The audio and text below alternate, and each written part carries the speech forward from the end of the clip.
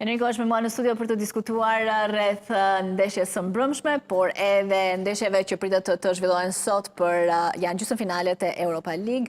Enrico, mirë se erdhe. Përshëndetje, Smela. Kam përshtypjen as tifozët më të zjarrt të Interit nuk ishin aq optimistë sa që ishe ti për Interin mbrëm.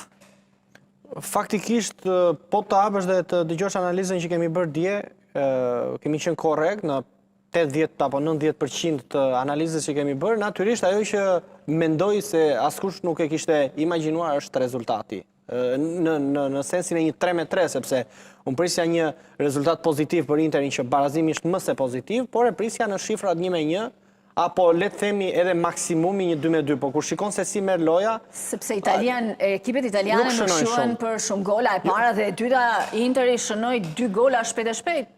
Kjo tregon që atë që ne kemi thënë është skuadër cinike, është pragmatiste, në momentin e parë që i vjen mundësia në zonë, duhet jesh i sigurt që Interi mund të çnoj gol. Dhe kjo është ajo që u vure edhe ndaj Barcelonës dhe edhe pjesa tjetër, mbrojtja e brisht e katalanasve, tham pak dje që me një mbrojtje të tillë, me dyshen Inigo Martinez dhe Martin të krahut të majt, Barcelona është me probleme, do ta quaj ashtu, ose për mos thënë që është me një apo dy lojtarë më pak në fushë, sepse po të shikoje, trajneri Hansi Flick me njërë në fund pjesës parë largoi njërin prej lojtarëve të tij, përveç mbrojtësit kundej që u dëmtua, flasim për krahun e majt Martin, që nuk plotsoi dot. Por të mos skapemi me individët, por duhet realisht të falenderojmë, do ta quaj unë, një super lojtar si Lamine Yamal për atë që na ka dhuruar dje, një futboll spektakolar dhe kam bindjen që është lojtari më në formë i momentit. Dhe jo vetëm më në formë, po kur themi në formë është dhe lojtari më i mirë i momentit. Dhe i pambajtshëm nga mbrojtja e Interit. Jashtëzakonshëm. Do të thënë ai e bëri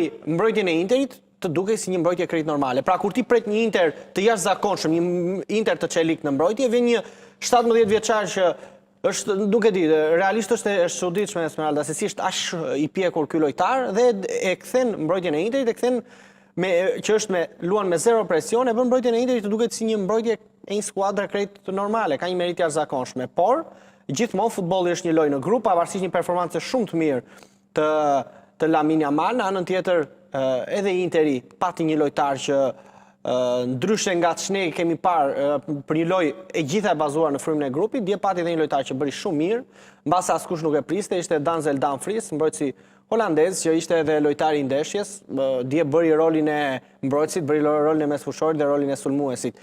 Unë e vetmja do me thënë që më ka habitur në pjesën e Interit është një mbrojtje që për mua dje nuk dua të cilësoj dështim, por nuk ishte në formën e saj, dhe një mesfush që ishte në zero me Barellën, me Mkhitaryan, me Çalhanoğlu që unë poshtën nga ata adoleshentët e Barcelonës. Në repartin e mesfushës adoleshentët e Barcelonës unë poshtën gjithë Europën.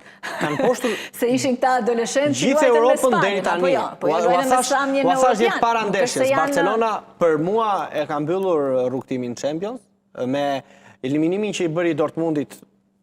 Ishte fundi i aventurës europiane për Barcelonën, megjithëse gjithçka mund ndodh dhe nuk e them këtë pas ndeshjes, e thash që përpara saj dhe kisha një bindje që Interi do t'i merrte maksimumin.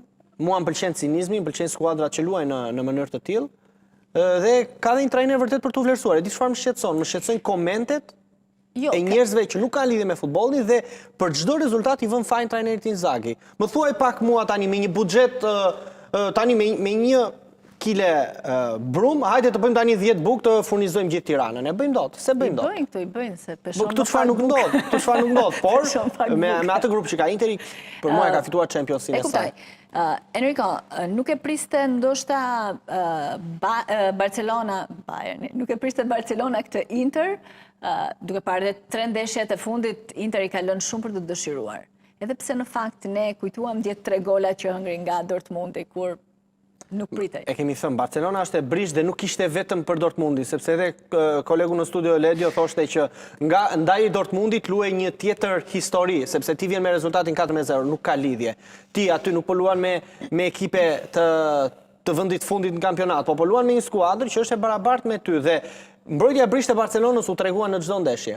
U tregua edhe ndaj Dortmundit, u tregua edhe dje ndaj Interit që ka probleme pa fund. Në qoftë se flasim për nënvlerësimi, bie që Interi ta kanë nënvlerësuar të gjithë dhe kush e ka nënvlerësuar, besoj ka marrë faturën e majme. Njëri prej tyre ishte Bayerni, po kur mendoj tani se si në 2 ndeshje Bayerni pësoi 4 gola dhe Barcelona që është shumë më produktive si skuadër, shumë e organizuar, pëson 3 në një ndeshje, tregon pra që Interi nuk është rastësisht aty, ka arritur t'i marrë maksimumin çdo kundërshtari. Tani unë mendoj se ata duhet të jenë të qetë dhe të parashikojnë se çfarë do ndodhë në finale, këtë do të kemë përballë. Kush? Interi? Interi, padyshim. Mendon se se do të fitojnë në Itali, se me ekipe të tilla nuk është se diskutohet shumë. Jo, nuk pres fitore në 90 minuta, unë pres dhe kam bindjen që Interi 2 ndeshjet e fundit mund t'i çojë edhe në shtesë, edhe finalen.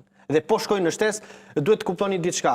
Barcelona apo çdo ekip tjetër, edhe Parisi e tham pak dje, nuk e mban dot ti në presion një kundërshtar në 90 minuta apo 120 minuta. Harroje, po të shikoje dje, minutat e para Barcelona pavarësisht golave të mësuar e vendosi në metrat e fundit Interin, por mbas minutës 60 tregoi problemet e saj. Pra tregoi që pavarësisht atij janë malë në super form, ai konsumohet energjia, Rafinha e me radhë, sepse po të shikosh golin e tretë që pësoi Interi, gabim i portierit. Vërtet ishte një gjuajtje spektakolare, nuk po them, por ishte ballore. S'mund të akuzosh shumë edhe portierin, se për topi i ra në kurriz portieri nuk çdo. Portieri aty Esmeralda për atë rast është aty. Nuk po i kërkon njëri të ballafaqohet me lojtarin. Topi goditi traversën, më pas i ran kurriz është kanë përshtypjen. Ti qëndron në mes të portës.